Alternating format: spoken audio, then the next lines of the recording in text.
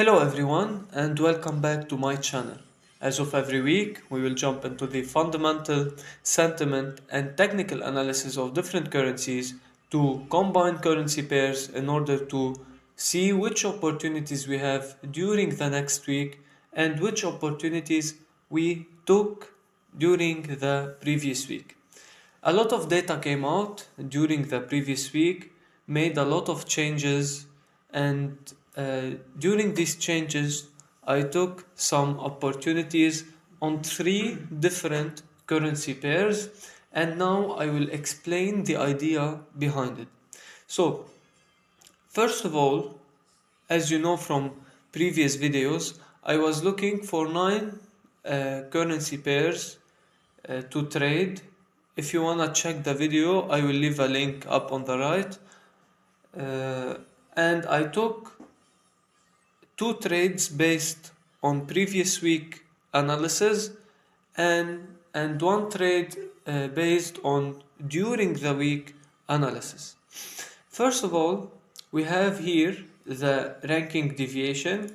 We have the US dollar very strong, the pound very strong, and the Australian dollar very strong.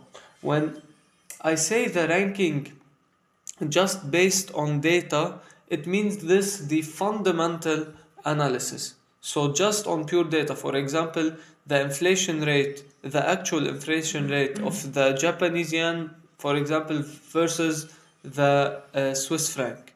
This is the first ranking system that I use.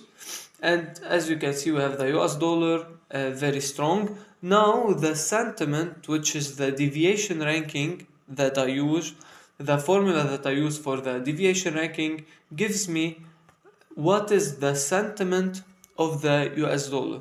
Right now, the sentiment of the US dollar is not that strong. We have very strong sentiment on the pound dollar and the Canadian dollar.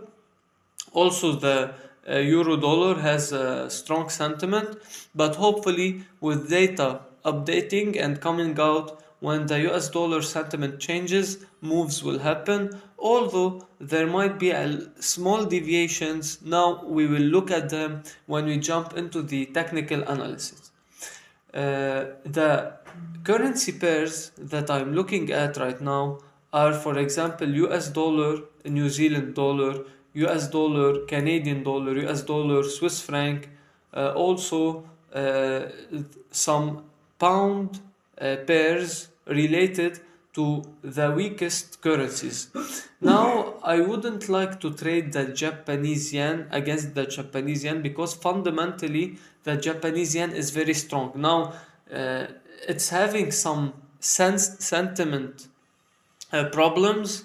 Data are not coming as expected, as forecasted, so this is giving a sentiment problem, but we shall see how it will proceed. Hopefully when the sentiment changes, it will give us some opportunities to long again the Japanese yen, so short another currencies against the Japanese yen.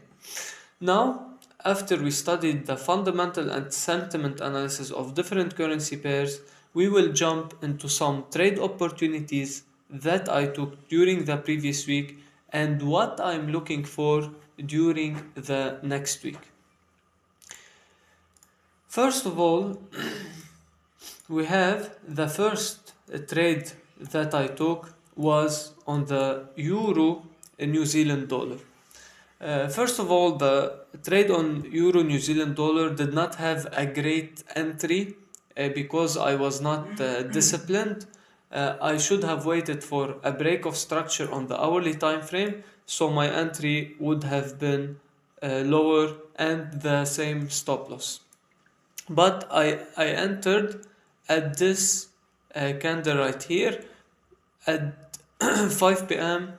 The consumer confidence of euro dollar came out positive, so higher than expected, higher than forecasted, which is good for the currency, which made me take a long position. Why it was wrong? Because we did not have a break of structure on the hourly time frame from a technical perspective. What happened? Price played a little bit, then we broke right here and as you can see now we broke and we moved to the upside. Hopefully there will be a small retracement than continuation or immediate continuation. Now I took this trade because if I go to the fundamental strategy of mine, we have the euro stronger than the New Zealand dollar. So the euro ranking is 8, the New Zealand dollar is 15. Way much stronger than the New Zealand dollar. Also, not just the fundamental, also the sentiment is very deviated. So the overall New Zealand dollar is very, very, very weak. That's why I took this trade, but what I needed is a data coming out positive for the euro dollar, for the euro, in order to take this long position, which happened at 5 p.m.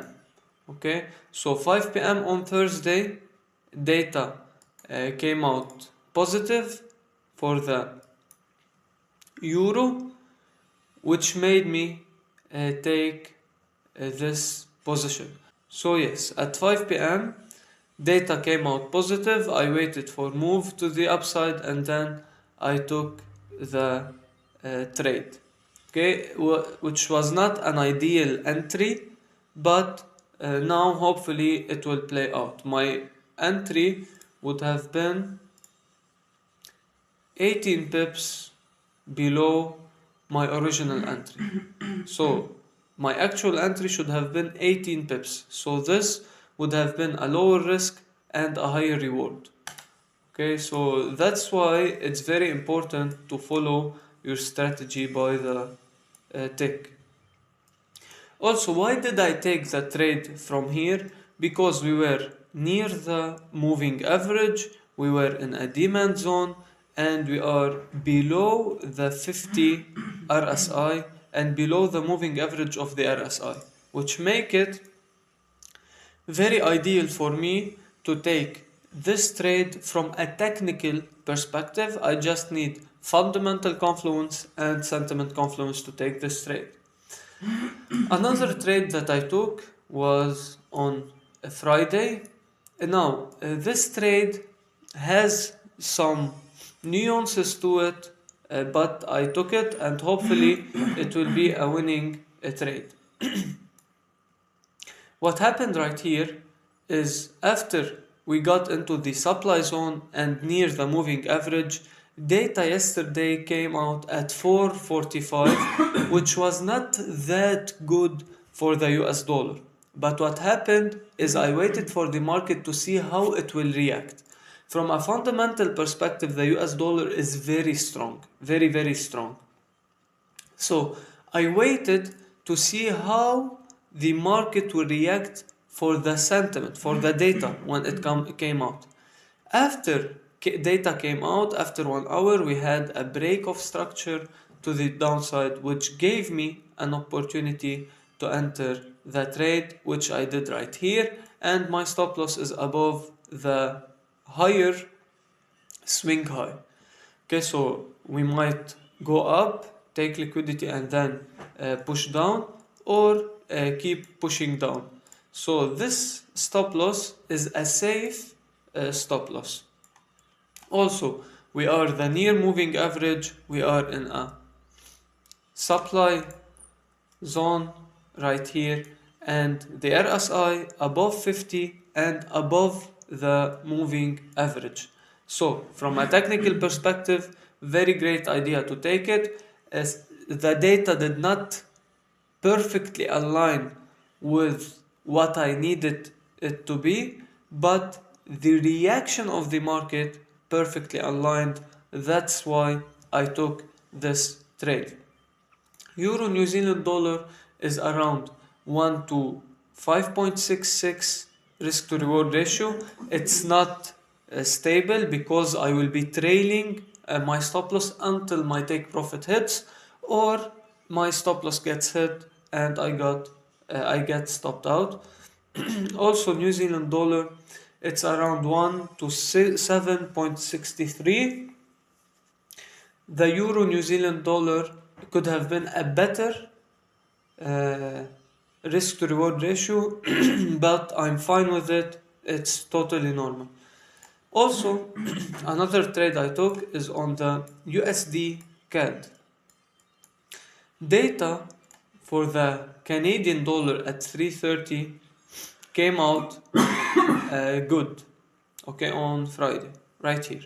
Okay, so on Friday, data came out positive for the Canadian dollar, so that's why I needed to wait for the data, for the US data to come out, which happened right here. So what happened is data came out very positive for the Canadian dollar. We had a small retracement. Then data came out somewhat sticky for the US dollar, but the reaction was to the upside. That's why I decided to take the trade going higher. So these are 3 trades that I am currently in. Hopefully they will be profitable, but there was a little nuance to it because sentiment did not align perfectly. So when I see sentiment, say sentiment, it means news. So news at 4:45 p.m. local time for manufacturing and services PMI for the US dollar did not align perfectly with what I wanted to see, but the market reaction was positive. That's why I took both trades on NZD USD and USDCAD, and the Euro and SD, everything aligned perfectly. That's why I took this trade. Now we have also the USD Swiss franc. So US dollar, Swiss franc currency pair. Hopefully we will see retracement into the moving average, into this area right here of support and resistance. Also, we will wait for data to come out positive for this pair in order to long it. So we have on Thursday GDP for Swiss franc. Hopefully it will come negative, and when it comes negative, it will help me take a long position on this pair, because I'm looking to long this pair. I need for the Swiss franc to be weak. Hopefully from Monday till Thursday we will see retracement into these areas right here. Data coming out negative for the Swiss franc, which will allow me to take a long position. Also, right here we have all the data that we need to look at, and specifically the data that will affect the currency pairs that I'm trading. For example, the New Zealand dollar, this Sunday, local time, we have data. Hopefully it will come negative. Why? Because it will boost my trade. On Monday, we have the inflation rate for the euro area. Hopefully it will come positive, which will boost my trade that I took on euro and SD. So that's why it's very important to keep up with the data that you see perfect. Okay, so I don't look for all the data that come out, just the things that I care about in my strategy. This is everything for this week. Hopefully it was beneficial. If you like this type of content, don't forget to hit the like button and subscribe for weekly analysis like this. Until the next week, stay safe.